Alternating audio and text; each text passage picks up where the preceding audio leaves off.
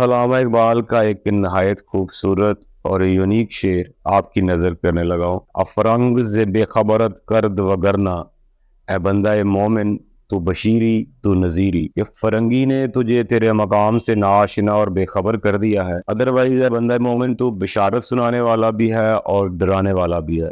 یہ دونوں صفات رسول اللہ صلی اللہ علیہ وآلہ وسلم کی صفات ہیں۔ تو اگر جدید تہذیب، فرنگی سے یہاں پر مراد جدید تہذیب ہے، جدید تہذیب کی کسی بھی چیز نے تجھے رسول اللہ صلی اللہ علیہ وآلہ وسلم سے بے خبر نہیں کر دیا اور رسول اللہ صلی اللہ علیہ وسلم کی ذات کی طرف جانے سے تمہیں روک رہی ہے اور یا تمہارے آڑے آ رہی ہے، تو اٹس مین کہ تم ڈائریکٹلی یا انڈائریکٹلی رسالت مآب صلی اللہ علیہ وآلہ وسلم سے بے خبر ہو چکے ہو، اور اس وجہ سے تم اپنی ذات سے بھی بے خبر ہو چکے ہو۔ ایسی صورت میں بندہ مومن یہ دو صفات سے محروم رہ جاتا ہے، نہ وہ بشارت سنانے والا ہو سکتا ہے اور نہ ہی وہ ڈرانے والا ہو سکتا ہے۔ بشارت سنانا اور ڈرانا دونوں ہی ٹائم اینڈ اسپیس سے نکل کر ہی پاسبل ہے، یعنی کہ بشارت ہوتی ہے مستقبل کی اور ڈرانا ہوتا ہے حال سے اور ماضی سے، تاکہ آپ کا مستقبل ٹھیک ہو سکے۔ یہ دونوں صفات آپ کو تبھی حاصل ہو سکتی ہیں جب آپ ٹائم اینڈ اسپیس سے نکل جائیں اور نماز بندہ مومن کی معراج ہے اس میں کہیں سفر کریں،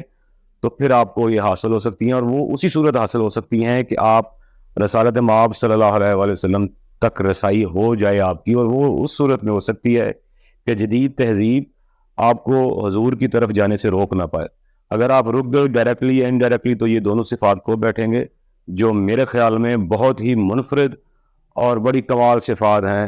اگر یہ کسی ہستی کو، کسی شخصیت کو حاصل ہو جائیں تو وہ آپ خود سوچیں کہ جو فیوچر اور ماضی دونوں پر عبور حاصل کرتا ہو، رکھتا ہو، وہ کیا کر سکتا ہے۔ آپ چاند پر جانے کو رو رہے ہیں، اصل میں امت مسلمہ کا مسئلہ یہ ہے کہ ہم فرنگی کے ہاتھوں اپنے مقام سے بے خبر ہو چکے ہیں، اور دلوں کے لیے موت ہے مرکز سے جدائی والی بات ہو چکی ہے۔ ہم اپنے مرکز سے ہی جدا ہو چکی ہیں، اور جب کوئی چیز یا قوم اپنے مرکز سے جدا ہو جائے وہ کسی دوسرے قبلے کی گردش کرنی شروع کر دیتی ہے، اور اس وجہ سے وہ اپنے کسی بھی مقصد کو، اپنے نظریے کے حصول کے لیے کچھ کر نہیں پاتے یا کوئی اچیومنٹ نہیں حاصل کر سکتے۔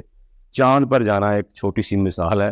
جب آپ اپنے مقام سے ہی ناآشنا ہو چکے ہیں تو آپ کیا روتے ہیں کہ انڈیا چاند پر چلا گیا اور فلان ہو گیا، وہ لوگوں نے اتنی ترقی کر لی۔ آپ ارے بھئی، آپ اپنے نظریے سے مکری ہوئی قوم ہے۔ آپ وہ دوغلی قوم ہے جو کبھی کسی کے پیچھے کھڑی ہوتی ہے اور کبھی کسی کے پیچھے کھڑی ہوتی ہے، کبھی بھی نظریے کے پیچھے نہیں کھڑی ہوتی۔ نظریہ لا الہ الا اللہ محمد رسول اللہ۔ آپ تبدیلی کے پیچھے تو کھڑے ہو سکتے ہیں، آپ قرض اتارو ملک سواروں کے پیچھے تو کھڑے ہو سکتے ہیں، آپ روٹی کپڑا مکان کے پیچھے تو کھڑے ہو سکتے ہیں، لیکن اسلام کے ساتھ تو آپ کھڑے ہونے کی ہمت نہیں رکھتے۔ تو اتنی بزدل اور بغیرت قوم جو ہے وہ کون سے گول اچیو کرے گی؟ کیوں اپنے آپ کو دھوکہ دے رہے ہیں؟ آپ جس کو مرضی لے آئیں، دوبارہ لے آئیں، کچھ بھی نہیں اکھاڑ پائیں گے آپ دنیا کا، نہ اپنے آپ کو ترقی کی راہوں پر گامزن کر سکیں گے، کیونکہ یہ دونوں ترقی کی راہیں آپ کے نظریے کے ساتھ لنک ہیں، اٹیچ ہیں۔ جب تک آپ اپنے نظریات پر فرملی عمل نہیں کرتے، آپ کچھ بھی حاصل نہیں کر سکیں گے، اور یہ چیلنج ہے آپ کو۔ اگر کسی کو سمجھ نہیں آتی تو کر کے دیکھ لو بھائی۔ 75 سالوں سے پورا ادارہ زمین ہو گیا ہے، آپ ایک فرد ہیں، آپ تو صرف ایک فرد ہیں۔ یہ ایک واحد ہے جس کا نظریہ ہی کوئی نہیں۔